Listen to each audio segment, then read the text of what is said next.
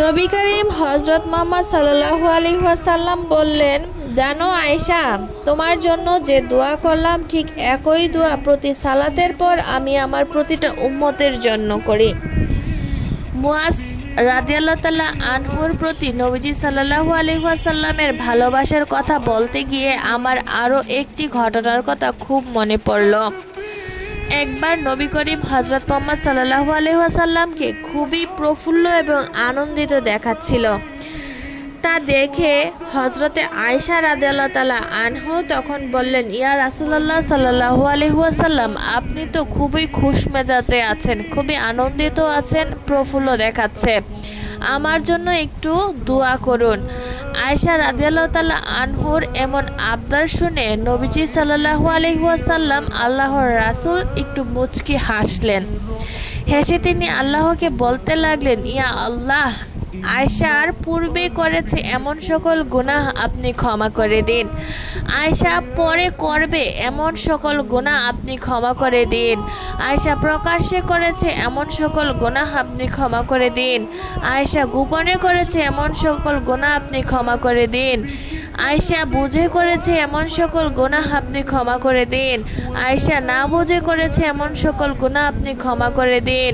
আল্লাহর সবচেয়ে প্রিয় বান্দা, প্রিয় হাবিব যখন কারোর জন্য ঠিক এভাবে দোয়া করেন, বলুন তো সেই মানুষটা খুশিতে আত্মহারা না হয়ে উপায় আছে?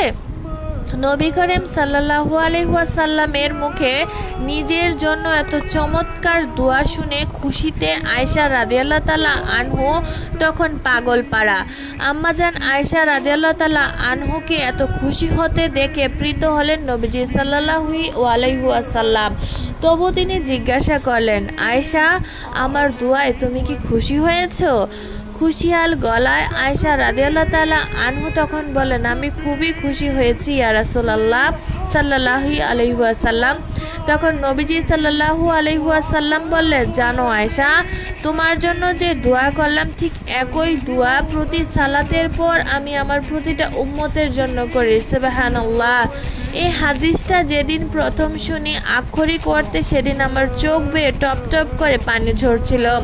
আমাদের প্রিয় নবী হযরত মুহাম্মদ সাল্লাল্লাহু আলাইহি ওয়াসাল্লাম সেই 1400 বছর আগেই আমাদের গুনার জন্য কেঁদে গেছেন, আমার ক্ষমা লাভের জন্য আল্লাহর কাছে ফরিয়াদ করে গেছেন।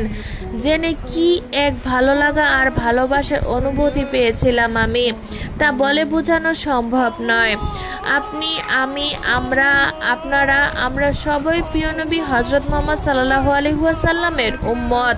আমাদের গুনাহ মাফ চেয়ে তিনি আজ থেকে 1400 বছর আগে কেঁদে গেছেন, আল্লাহর কাছে আরজি জানিয়ে গেছেন, আকুল ফরিয়াদ করে গিয়েছেন, যাতে আমাদের পূর্বের পরের প্রকাশ্যে অপ্রকাশ্যে বুঝে না বুঝে করা যাবতীয় গুনাহগুলো আল্লাহ তাআলা তার রহমতের উসিলায় মাফ করে দেন।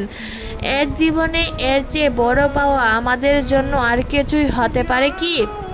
হাদিসটা যদি এখনো আপনার মনে দাগ না কাটতে পারে, যদি সেটা এখনো আপনার হৃদয় কোণে ভালোবাসার স্ফোরণ না ঘটায়, যদি এখনো আপনি বুঝতে না পারেন আপনার জন্য নবীজি সাল্লাল্লাহু আলাইহি ওয়াসাল্লাম প্রেমময় প্রার্থনা, তাহলে যেন দোয়াটি নবীজি সাল্লাল্লাহু আলাইহি ওয়াসাল্লাম আয়েশা রাদিয়াল্লাহু তাআলা আনহুর নামে ধরে করেছেন, সেখানে আয়েশা রাদিয়াল্লাহু তাআলা আনহার নামের জায়গায় কেবল আপনার নামটা বসিয়ে নেন এবং অনুভব করেন কতখানি ভালো লাগা আপনারকে বাসতেন নবীজি সাল্লাল্লাহু আলাইহি ওয়াসাল্লাম।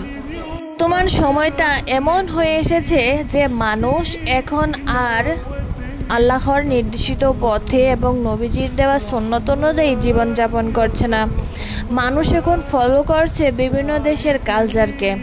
মুসলিমরাও এখন বিভিন্ন দেশের কালচারকে ফলো করে কাপড় চোপড় পোশাক আশাক থেকে সব কিছুতেই পরিবর্তন নিয়ে এসেছে।